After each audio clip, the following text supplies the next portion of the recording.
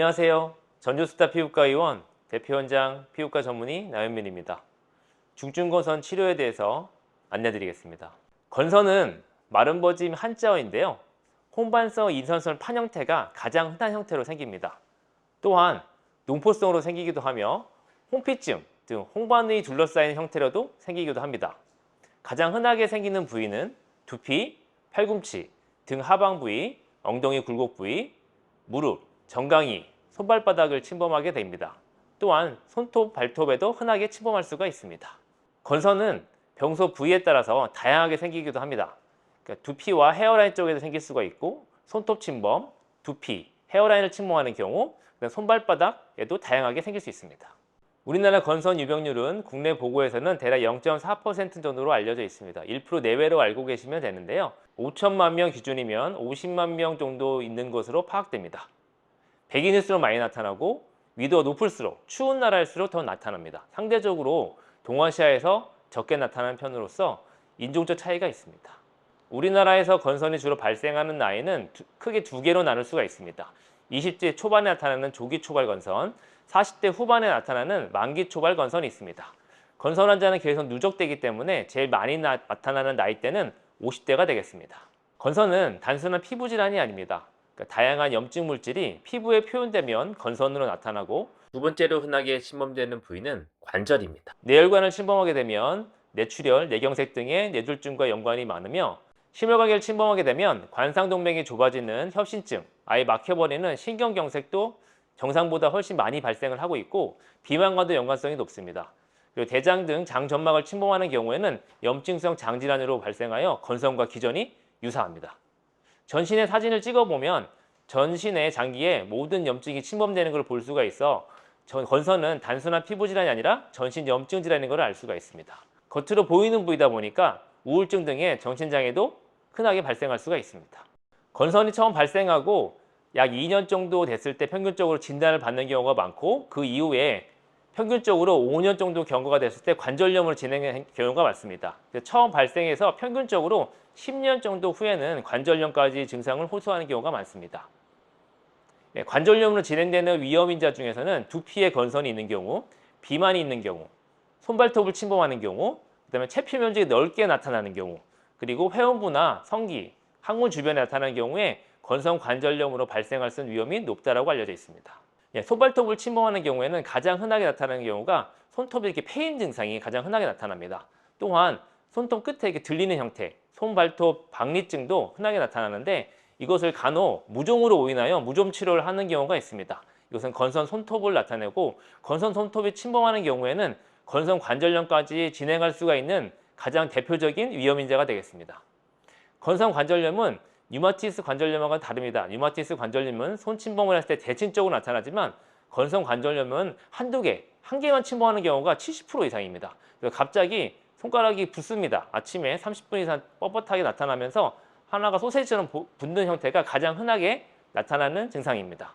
그래서 이걸 간혹 소세지 모양 손가락이라고 보통 얘기를 하는데, 건선이 있으면서 손톱 침범이 있고 하는 경우에는 건선 관절염을 가장 의심을 해볼 수 있는 증상이 되겠습니다. 또한 건선은 골반을 침범하거나 척추를 침범하여 척추염 증상을 유발할 수가 있습니다. 관절의 통증을 호소하고 아침에 30분 이상 뻣뻣한 증상, 또한 손가락이 소세지처럼 붓는 증상, 그리고 척추의 증상을 동반한 경우, 이 셋 중에 두 가지 이상을 만족했을 때 건선과 같이 동반됐다면 건선 관절염을 강력하게 의심해 볼 수가 있습니다. 건선이 없는 환자보다 사망 위험도가 굉장히 높습니다. 또한 동반 질환이 있는 경우에는 사망 위험도가 더 증가하게 되어 있는데요. 건선은 단순한 피부 질환이 아니기 때문에 전신 염증 질환으로 적극적인 치료가 필요합니다. 중증 건선 환자분들은 정신장애도 많이 일으킵니다. 특히 우울증이나 자살 시도 위험도가 굉장히 높은데요. 한 국내 보고에 의하면 남성 환자의 질환과 관련된 자살률 1위가 건선일 정도로 전신건강에 많이 영향을 미치고 암 환자보다 삶의 질이 떨어진다고 보고가 되고 있습니다. 건선이 얼마큼 심한지를 수치한 점수가 있습니다. 그걸 파지 점수라고 하는데요. 파지 점수는 두경부, 팔, 몸통, 다리로 나누어서 홍반이 얼마큼 있는지, 두께가 얼마큼 되는지, 그 인설이 얼마큼 있는지를 0점에서 4점으로 점수를 부과를 합니다. 부위별로 두경부 10%, 팔 20%, 몸통 30%, 다리 40% 나눠서 가중치를 줘서 계산을 하는데요. 이 점수가 10점 이상이 되면 건선의 중증도가 높다라고 판단을 합니다. 두 번째는 체표 면적인데요. BSA, 바디 서페이스 에어리아라고 합니다. 성인과 소와 관계없이 내 몸에 손바닥과 손가락이 합쳐진 면적이 대략 1% 정도 됩니다. 그러면 건선이 조그맣게 있는 것들을 다 모아놨다고 가정을 했을 때 이 손바닥, 손가락의 면적이 10개 이상이 됐을 때 10% 이상 침범한 것으로 건선 중증도가 높다고 판단합니다. 건선의 고전적 치료입니다. 예전에는 두 가지 목표로 치료를 했었는데요. 피부가 두꺼워진 걸 잡아주는 목적, 그리고 피부의 염증을 조절하는 목적이었습니다. 그래서 체표 면적이 낮았을 때는 국소제제로 조절을 하였고, 체표 면적이 넓어질수록 광선 치료, 전신 치료로 했었는데, 지금은 치료 개념이 바뀌었습니다. 전신으로 점점 퍼지고 있으면 빨리 적극적으로 치료하도록 권고하고 있습니다. 네, 전신 치료입니다. 건선은 광선 치료, 다음과 같은 약물 치료를 예전부터 해왔었는데요. 이 약들을 치료하면 또 부분 반응을 보이는 분들이 있고, 또 굉장히 효과가 좋은 분들도 있습니다. 또한 치료를 했는데도 점점 악화되는 분들도 있고, 되게 다양하게 반응이 나타나는데요. 문제는 좋아졌다 하더라도 치료를 중단하게 되면 다시 재발하는 경우가 많아서 건선 환자분들이 치료를 포기하는 경우가 많았습니다. 또한 장기 치료 시에 부작용이 생기고 계속 재발을 해서 건선이 계속 답보 상태였습니다. 건선의 발생 기전입니다. 전 세계 의사 과학자들이 현재까지 연구한 것을 그 그림으로 표현한 건데요. 쉽게 말씀드리면 건선은 건선을 발생시키는 유전자를 가지고 있는 분들이 많이 생깁니다.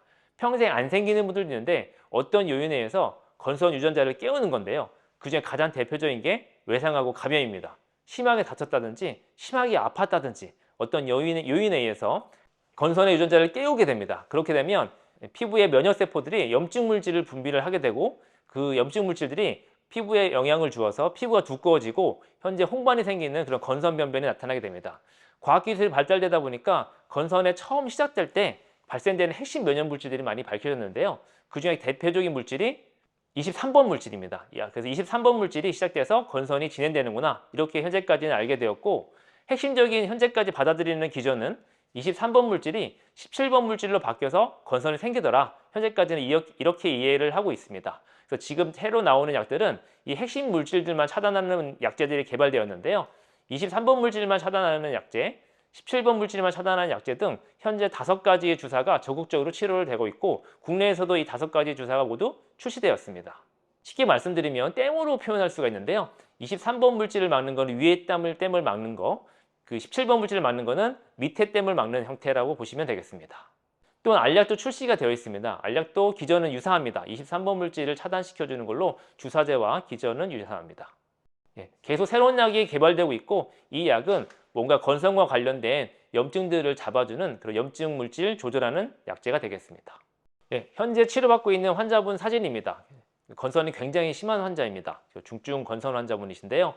주사를 한 3회 정도 맞고 나시면 이렇게 굉장히 좋아집니다. 요새는 핵심 물질을 차단하는 주사제들이 출시되었기 때문에 효과가 굉장히 드라마틱합니다. 다음 환자도 중증 환자분이신데요. 그 주사를 치료 전과 1회 주사 후 사진입니다.